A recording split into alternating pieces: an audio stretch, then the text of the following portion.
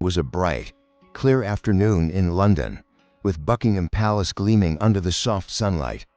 Crowds from every corner of the world had gathered by the black iron gates, snapping photos, laughing, and marveling at the changing of the guard.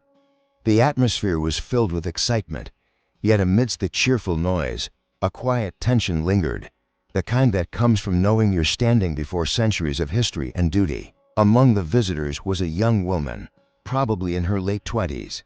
She stood alone by the fence, her shoulders slightly hunched, sunglasses masking her eyes. She wore a simple summer dress, and her posture was stiff, almost frozen, like she was trying to hold herself together.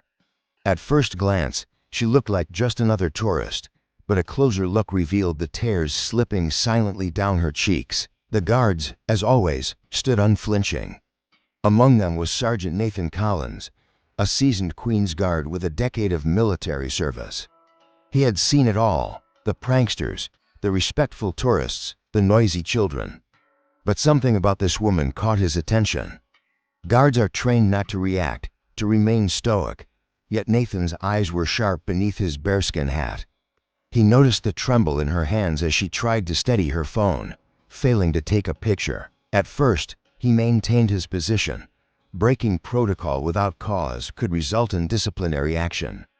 But as seconds stretched into minutes, her quiet sobbing grew more visible.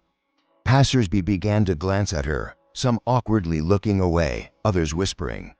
The young woman wiped her face, as if trying to regain composure, but the tears kept coming. Nathan's military instincts clashed with his humanity.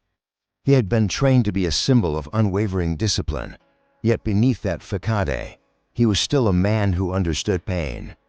Memories of home, of loved ones lost, of moments when he too had stood alone in a crowd.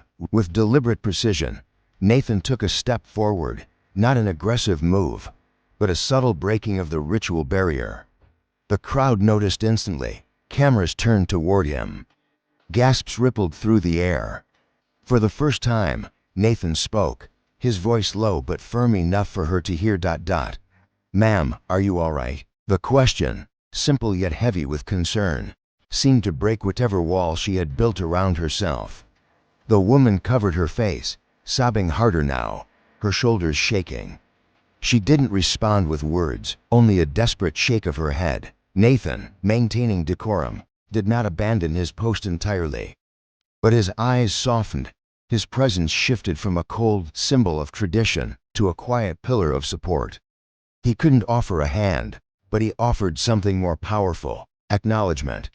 In a moment where she felt invisible, he saw her. The first chapter of this encounter closed not with grand gestures, but with an unspoken connection between a grieving tourist and a soldier bound by duty yet guided by compassion. But this was only the beginning. The moment Sergeant Nathan Collins addressed the crying tourist, the atmosphere around Buckingham Palace shifted.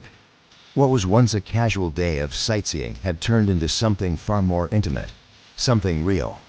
People who had been playfully snapping selfies now lowered their phones, watching in quiet curiosity.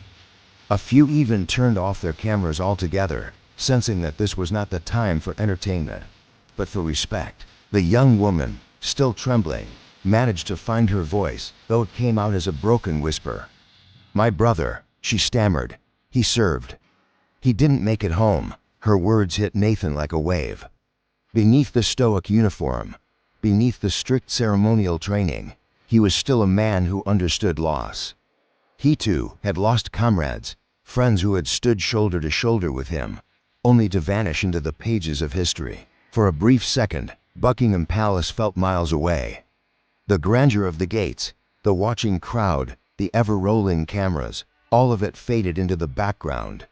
In that fleeting moment, there were only two people, a soldier and a grieving sister. Nathan, defying every ounce of training that told him to stay frozen, made a subtle yet unmistakable gesture. He shifted his rifle slightly to the side and gave the slightest nod, not the kind offered in ceremony, but the kind shared between those who understand pain beyond words. Then, something even more unexpected happened. From across the barrier, a child, no older than 6, broke free from his mother's grasp. Innocent and unaware of the rigid rules of royal protocol, the boy toddled over to the crying woman. Without hesitation, he offered her a small, crumpled tissue from his pocket.